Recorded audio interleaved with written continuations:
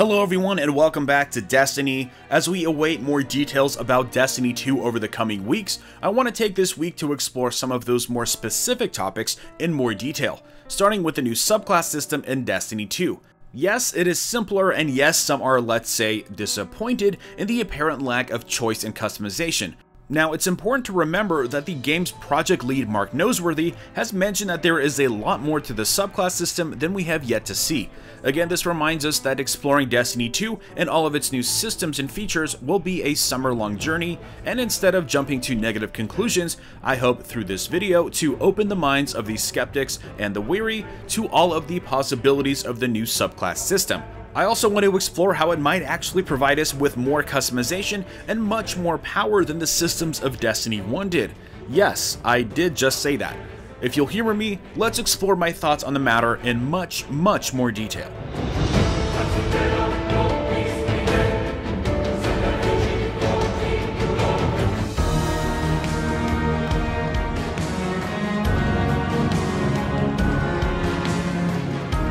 To quickly recap, the new subclass progression system is a bit different than it was in Destiny 1. In Destiny 1, we start with the ability and modifiers for Grenade, Jump, Super, and Melee. And then we have two columns of class modifiers, which adjust your armor, recovery, and agility, and then we have, of course, the two columns remaining for the subclass modifiers, all allowing you to change perks on the fly depending on the situation you're in.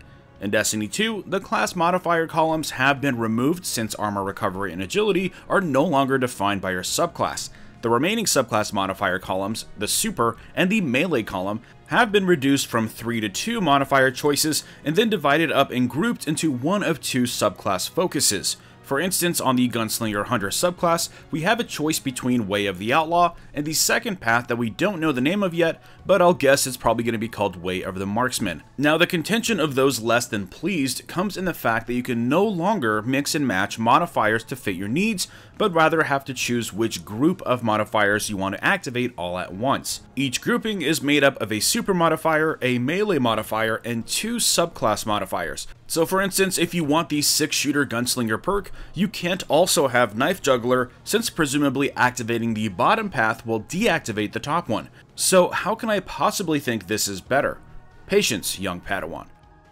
Let's start with what many see and have assessed as the obvious reasons for the change in their approach to subclasses. First, you could say they want to make the game more approachable to casual players from the start. You could argue that Destiny 1 subclass system wasn't necessarily super complex, but it definitely takes a higher level of understanding and experimentation to discover the quote-unquote right build for each scenario. In Destiny 2, the choice is simplified into one of two paths, depending on your playstyle or the situation you're in.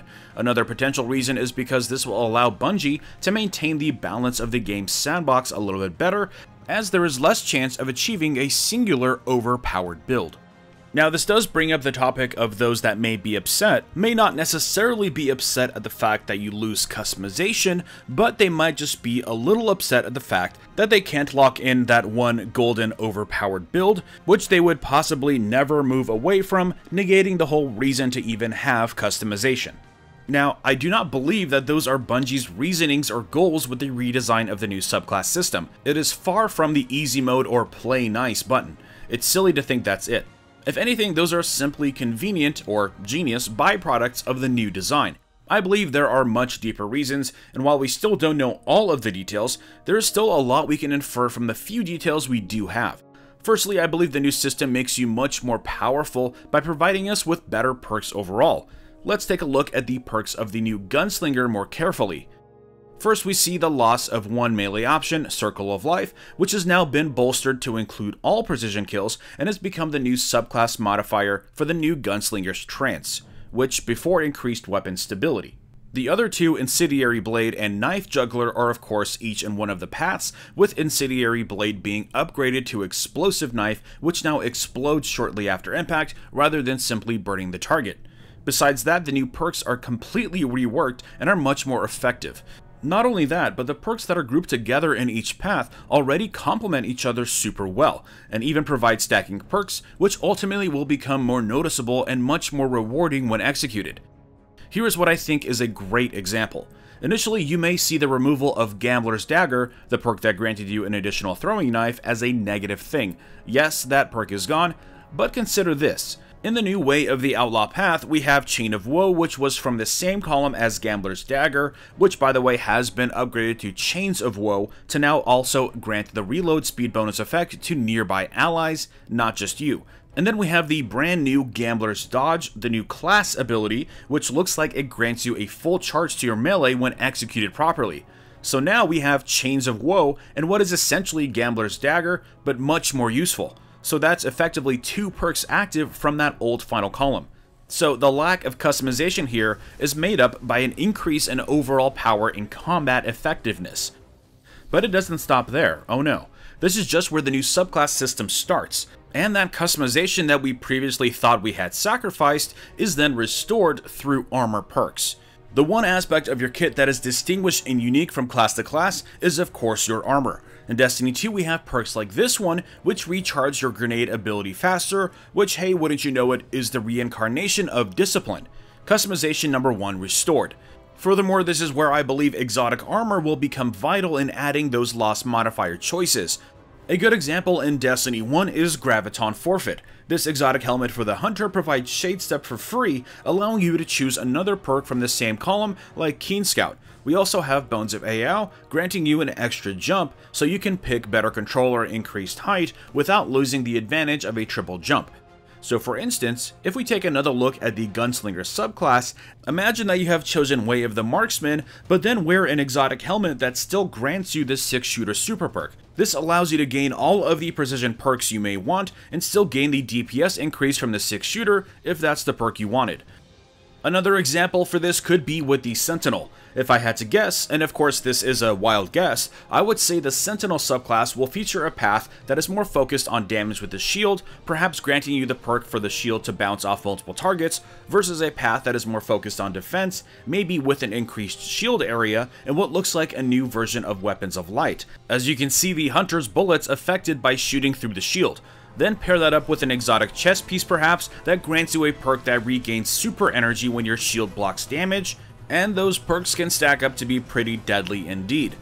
Now those are just a couple examples of what's possible, and if you are still skeptical yourself, I challenge you to go to the other 2 subclasses that we know of, the Striker and the Dawnblade, and really study the new perks, compare them to how they are in Destiny 1, and try to see where Bungie is coming from by choosing this new system. Polygon has done a really great job at summarizing all of the new subclasses that we know of, and that's what I used to research this video, so I'll leave a link in the description if you want to check out the perks in much more detail.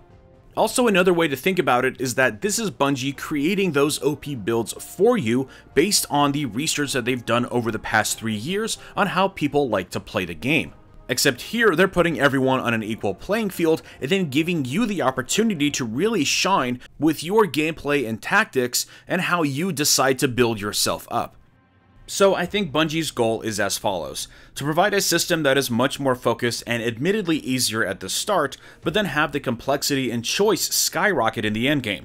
What may appear as an oversimplification of the subclass system, I think will make you more powerful by default as you focus your playstyle and then open it up to customization with exotic perks and other systems that Bungie hasn't even told us about yet.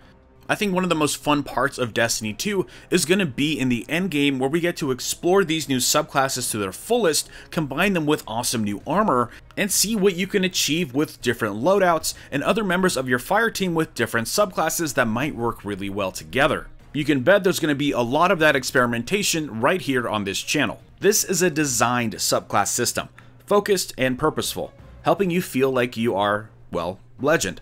Anyways, what are your thoughts on my assessment of the redesigned subclass, and what other systems do you think we have to look forward to? Leave your thoughts in the comments below. In my previous video, I put out an invitation for everyone to leave a comment, letting me know what parts of Destiny 2 you'd like me to explore in more detail. There were a lot of really good suggestions, so I have some great ideas for videos for the rest of this week, but I invite you to continue to leave me more ideas down below. Also, before I go, I wanted to remind you all that my new shirt is still available for purchase, and for the month of June leading up to GuardianCon, $5 from each shirt purchased will be going to St. Jude's Children's Research Hospital. Check the description for more details. Drop a like if you enjoyed this video, and subscribe for more Destiny content. And I will see you all next time. During the reveal event, players were able to play through those activities with the new Striker Titan, the new Gunslinger Hunter, and the new Dawnblade Warlock. The difference this time is that Bungie is throwing in the Arcstrider into the mix. And the Arcstrider, of course, is the new redesigned Blade Dancer for the Hunter, just like the Dawnblade was to the Sunsinger for the Warlock.